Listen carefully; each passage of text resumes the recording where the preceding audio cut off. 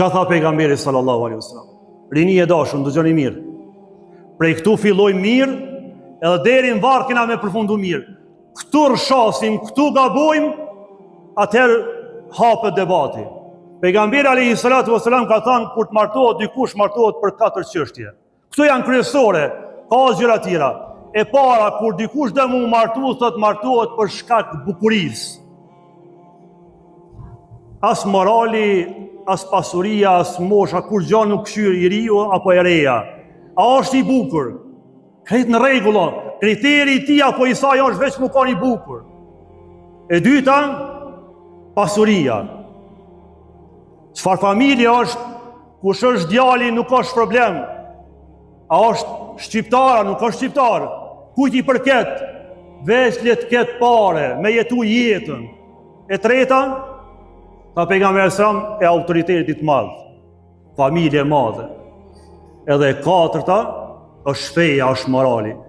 Më i miri për trive dhe trejave është ai që martohet për shkak se ka qëllim fen, e ka moralin. Ato ke kalojnë. Bukuria, pasuria, na jena tu jetu, si na lind sot. Po jeta na ka tregu se bukuria shkon, autoriteti shkon. Pasuria, sot je i pasur, nesër nuk je. Sot i ki 7 hektar begatit Allahu dhul xhelal kur je çun mëngjes nuk i kur gjë. E kupton? Po morali. Qaja grua e moralshme fetare nuk ta le fëmijën me ushqim me haram apo pije haram, veshje haram.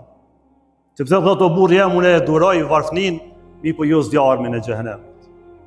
Ose ana tjetër e burrit. Grue na u kanë kushtu punët, ama jo çdo sen me i dha fëmijës me hangë dhe me pi. Por ne çështet me vlerë në jetën e kësaj bote i kemi vënu kod. Ai themi e kemi bot kodune. Se ato kanë vlerë, se dikush i merr, dikush i grabit, dikush i dëmton e kështu me radhë. Zemra që është baza e imanit, e moralit, shejtanin e kena la me hyje me dal kur do ai vet. Për atë arsye ka shkurëzime të shumta. Për atë arsye ka probleme në familje të shumta, sepse kur vjen dita e darshmës të pakt me përjashtime të atyre që e bojnë darshmën mënyrën që është i kënaqur Allahu dhe na ka porosit pejgamberi alayhis salam. Muzika, alkooli, zhveshja në natën e parë të martesës e ke barkun me haram. Prej aty fillon e keqja, prej aty fillon qaja që në fund kena me ardha me thonë na kanë dalë fëmija prej dorës. E kupton vllazën nderun? Këto janë udhëzimet të Allahut. Keni kujdes, shejtani veç ju mashtron, ato veç ja u zbukuron. Ditën kur do të ringjallemi para Allahut, kena mu do xhenet e xhehenem. Po që ata që e kanë pasu shejtanin, e kena tregua jetën e Kuranit këtu, çka ju thot njerëzve. A ka gjë më trishtueshme se na me shpresu se dikush thot po jo se këto janë pallavra, ju shka po thoni. E vërtetë është çaja shka pe kërkon nefsi jam, shpirti jam. Pa shejtani ju thot une distancohem prej asaj që ju më keni thënë se ty duhet me besu në vend të Allahu dhul xhelal. E Allahu dhul xhelal na rujt o rini e dashur e xhamati i respektuar. Në mesin e familjes ka hi armiku që Allahu na dha lajmin në Kur'an. Mes burrit dhe grus, mes babës dhe nanës, mes babës dhe fëmijës.